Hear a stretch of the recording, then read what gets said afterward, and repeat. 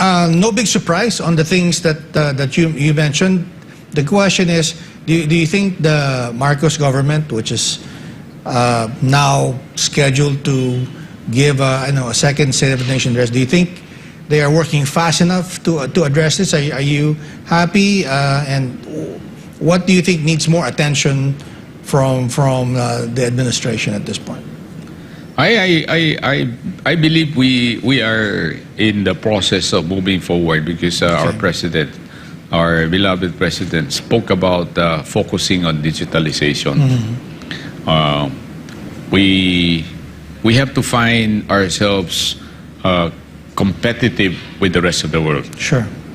We have to be first and foremost.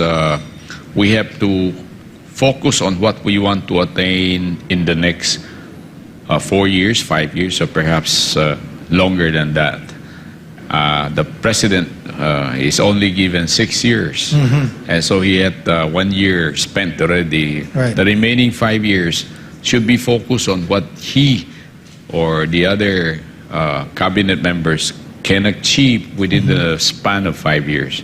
Sandali lang po yun. 5 years. Are you happy with the direction that we're headed now? Since we're talking about digitalization, and the president apparently is very focused on digitalization, so I think we are in the right direction. We're moving forward towards the right direction.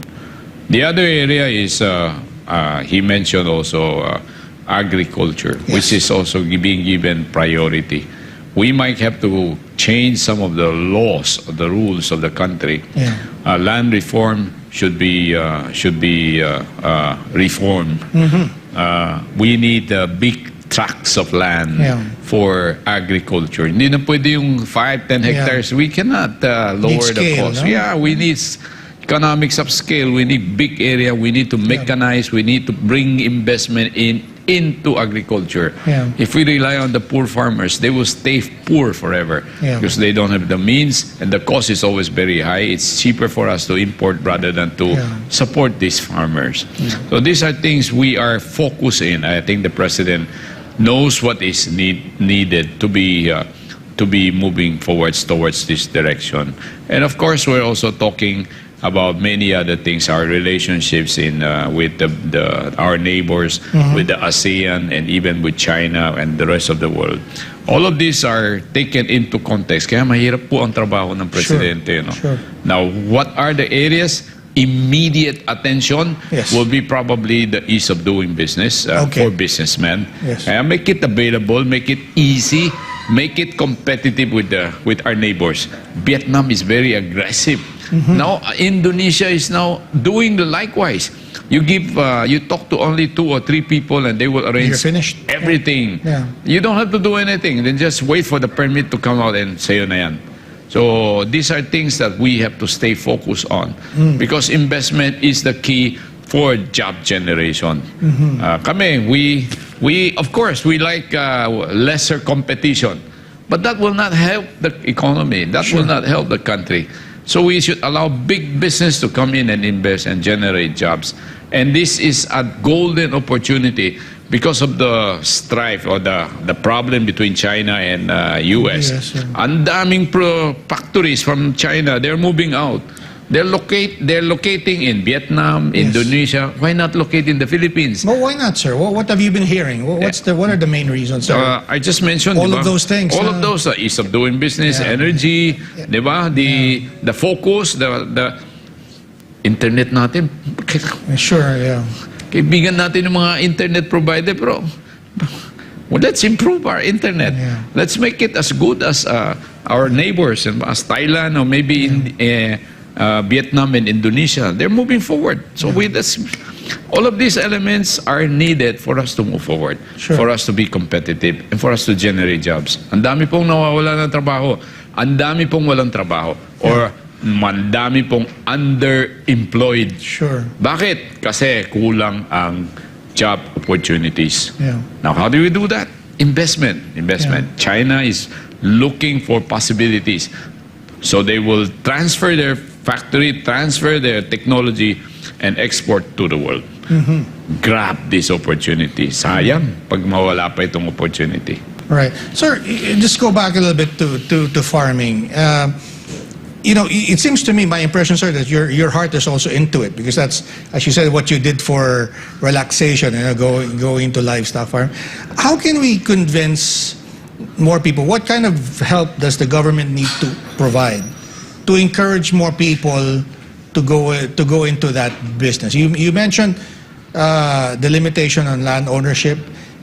Is there something else that can be done to maybe encourage more people to go into agriculture and make it more productive? Productivity is highly dependent nowadays on technology. I see. Diba? So we're going back to AI and digitalization. It's a whole package. Yeah. It's a whole package. Yeah. And support from government in terms of ease of doing business. Yes. Pabalik-balik I'll talk about this many times. Yeah. It has to come from the people in government. Sure. Kailangan makita natin yung tulong na maibigay natin para umunlad naman ang bayan natin, di ba? Sure. Para mas maraming tao makakaroon ng trabaho. Relying on the farmers to produce enough food for us is traditional style, old style. Okay. Hindi na po pwede yun. Hindi na po pwede. They are now mechanized. So they can produce much better crops, better monitored, and lower cost in a way that we cannot compete. It's cheaper now to import. Lahat pwedeng import Yeah. Pati yung manok, ini-import na rin. Yung baboy, ini-import. We used to export. Rice is imported. Pati yung mga galunggong yata, imported na rin. pati yung mga sibuyas, ini-import na rin. Why? Because they can produce it 40 pesos cost. Tayo, 60 pesos, 80 pesos. So, how can you compete? The key is productivity, and the key is technology, and the government comes stepping in to help. Yeah, well, you had some experience, di ba? You were I think propagating some native pigs yata or something like that. But what would have been? I know that's for for relaxation, but if you were to maybe view that as as a business that you could scale like you did with Lamoyan, what should be done, or what kind of, I suppose, environment would help you or people like you pursue something like that? Yeah, my intention was really to be parang a pilot, a demo farm. Yes. To come in with some technology and some hybrid pig or hybrid goats or hybrid whatever. Cross, yeah, okay. Yeah, where we can breed animals and help our farmers. Pero That's so interesting. Yeah, but to go large scale, iba yung large scale. Yeah. It's all, it's no rocket science. Everybody knows how to do it. Yeah. It's so putting all these elements together and with enough support from the government, we can move forward much faster. Most of the big business in many parts of the world, like in Thailand, is CP. I saw CP. CP is coming in. CP is the name of the owner. It's they're very high tech in food production for pigs, for chicken, for feed. Integrated na sila. From the breeding to the feeds needed to the technology. Yung chicken production nila is multi-building na yan. Building vertical. na sila. Vertical. Tayo nasa ground floor at sila nasa 10 floors building. Wow. Doing all of this at the same time. So the cost is much cheaper. Yeah. All of this is needed in including farming. And I was so surprised that Thailand is now moving faster. I was in the airport moving out. Ang daming food. Yung mga crackers, mga frozen fruit, and even dry fruits. Yeah. May mangga, may papaya, may pineapple, may goyabano, may durian. Lahat meron. Lahat ng pinoproduce dito ngayon, meron na sa kanila. Pero mas maganda yun sa kanila because it's processed. I see. Nakapack properly with the very bright packaging. And everybody is buying. Mapapabili ka kasi kung nakita mo maganda Right. you pick up a little to bring home. So I was also looking at it, and I decided to buy a few packs to bring home to my wife. It's a concerted effort on food production in Thailand. So they export rice, they export chicken, they export everything. Yeah. But as you said, now, almost everything can be imported. And sabi nyo nga, there are many products overseas that are better. Is there some, we have to go to a quick break, but is there a particular commodity or product that maybe we could concentrate on and probably be better at than our neighbors? No? There are two particular fruit that I'm looking at. Okay. Mango. Wala tayong kalaban sa mango. Hindi naman walang kalaban. Meron pa rin ng mango in We certainly Thailand. have the advantage of Guimaras and Our mangoes are the best in the world in terms of lasa, in terms of flavor. Yeah. We have the best in the world, but they're catching up. Pero we're still leading. Okay. Pag sinabi mo Philippine mango, everybody hands up, the best in the world, Philippine mango. We have another industry which is durian. Durian is something that is needed in China. Sabi ng when we were with the president in China, sabi ng Chinese government, you produce as much as you want and we'll buy everything. Wow. Durian. Of course, there is pineapple, there are papayas, bananas, traditional na yan. But these are expensive products. You can charge a premium on durian.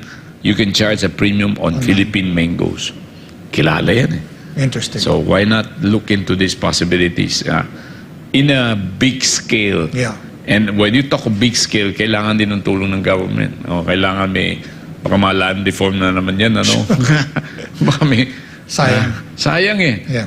To go into agri production, may time schedule yan eh. You need some years. Yeah. It's not gonna happen overnight. Sure. And by the time you are already producing, tapos sasabihin na yun, ito hindi pwede, ito kailangan namin, ito DNR, hindi pwede, ito hindi pwede. Wala na. Nobody is going to invest in the Philippines. Well, sir, very interesting. So mangoes and durian.